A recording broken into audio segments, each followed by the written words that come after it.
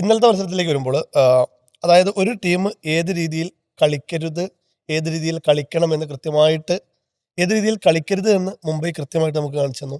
ഏത് രീതിയിൽ കളിക്കണമെന്ന് ചെന്നൈ നമുക്ക് നന്നായിട്ട് കാണിച്ചു തന്നു.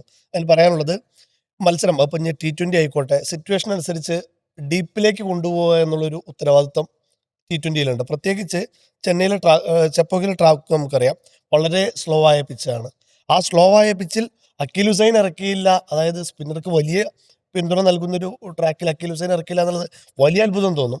പക്ഷേ അവിടെ കൃത്യമായിട്ട് അവർ പകരം കൊണ്ടുവന്ന താരങ്ങൾ കൃത്യമായിട്ട് കളിച്ചു എന്നുള്ളതും മാത്രമല്ല, നേരത്തെ ദിപിൻചേട്ടൻ സൂചിപ്പിച്ച പോലെ തന്നെ മുംബൈയുടെ ഗെയിം പ്ലാനുകളെല്ലാം തീർച്ചയായിട്ടും അക്കീൽ ഹുസൈനെ ചുറ്റിപ്പറ്റിയായിരിക്കും. അത് കൃത്യമായിട്ട് തന്നെ പ്ലേറ്റ് നേരെ തിരിച്ചിടാൻ ചെന്നൈക്ക് വിജയകരമായിട്ട് സാധിച്ചു എന്നുള്ള കാര്യം.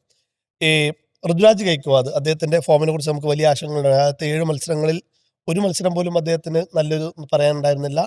ടീമിൻ്റെ താളം തെറ്റുന്നു, ടീം പരാജയപ്പെടുന്നു, സഞ്ജു തിളങ്ങിയാൽ മാത്രമേ ചെന്നൈ ജയിക്കൂ എന്നുള്ളൊരു സാഹചര്യം വന്നു. അവിടെ നിന്ന് തുടർച്ചയായിട്ട് 2 മത്സരത്തിൽ അദ്ദേഹം തുടർച്ചയായിട്ട് 50 അടിക്കുന്നു. അതിൽ ഈ മത്സരത്തിലേക്കുമ്പോൾ അദ്ദേഹം ഗംഭീരമായിട്ട്, അതായത് പവർ പ്ലേയിൽ തന്നെ ഉറുഡ് പട്ടേലിനെയും സഞ്ജു സാംസണെയും നഷ്ടമാകുന്നുണ്ട്. എന്നിട്ട് പോലും കാർത്തിക് ശർമ്മ എന്ന താരതമ്യേന പുതുമുഖമായ IPL ആദ്യ മത്സരത്തിൽ ഇറങ്ങുന്ന താരത്തിനെ വെച്ച് അദ്ദേഹം ഗംഭീരമായിട്ട് മത്സരം ഡീപ്പിലേക്ക് കൊണ്ടുപോയി. നേരത്തെ പറഞ്ഞ പോലെ തന്നെ ഏകദേശം വിജയിക്കുമെന്ന ട്രാക്കിലെത്തിയപ്പോൾ ഒന്ന് ആഞ്ഞടിച്ചുകൊണ്ട് ഒരു 2 ഓവറെങ്കിലും നേരത്തെ മത്സരം തീർക്കാൻ കഴിഞ്ഞിരുന്നെങ്കിൽ നല്ലതായിരുന്നു എന്ന് തോന്നുന്നുണ്ട്. പക്ഷേ എന്നാൽ പോലും അദ്ദേഹം പരിക്കില്ലാതെ ടീമിനെ വിജയത്തിലെത്തിക്കുക എന്നുള്ളതായിരുന്നു അദ്ദേഹത്തിൻ്റെ പ്രഥമ ലക്ഷ്യം. അത് അദ്ദേഹം വിജയിച്ചു എന്നുള്ളതാണ്.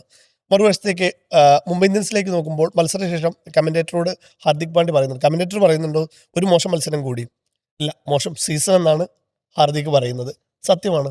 അദ്ദേഹം പറയുന്നുണ്ട്, ക്യാപ്റ്റൻ എന്നുള്ള നിലയിൽ ഞാൻ ഇത്രത്തോളം ക്ലൂലെസ് ആയിട്ടില്ല, ടീമിനെ നല്ല രീതിയിൽ കൊണ്ടുപോകാൻ കഴിയുന്ന രീതിയിൽ ഒരു കൺഫസ് എന്നുള്ള രീതിയിൽ തന്നെയാണ് ഹാർദിക് സംസാരിക്കുന്നത്. അത് ക്യാപ്റ്റൻ എന്ന നിലയിലും അതെ, അദ്ദേഹത്തിൻ്റെ ഇൻഡിവിജ്വൽ പെർഫോമൻസ് നോക്കണം. ഹാർദിക് പാണ്ഡ്യ അവസാനമായിട്ട് IPL ഒരു 50 അടിക്കുന്നത് 2023-ലാണ്. അത് ഗുജറാത്തിന് വേണ്ടി കളിക്കുമ്പോൾ.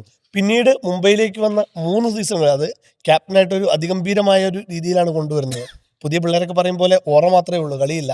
അപ്പോൾ അങ്ങേയറ്റം മോശമായ രീതിയിലാണ് അദ്ദേഹം കളിക്കുന്നത്. ഇപ്പോൾ ഇന്നലത്തെ 23 ബോളിലാണ് അദ്ദേഹം 18 റൺസ് എടുക്കുന്നത്. അതായത് ഒരു 180+ ഉണ്ടെങ്കിൽ ചെപ്പോക്കിൽ ഒരു സേഫ് സ്കോറാണ്. കാരണം അതിന് തക്ക ബൗളർമാർ, പേസർമാരായാലും സ്പിന്നർമാരായാലും മുംബൈ ഇന്ത്യൻസിനുണ്ട്. അത് ഏത് രീതിയിൽ ഉപയോഗിക്കുന്നു, എവിടേക്ക് കൊടുക്കുന്നു എന്നുള്ളത് ഹാർദിക്കിനോട് തന്നെ ചോദിക്കണം.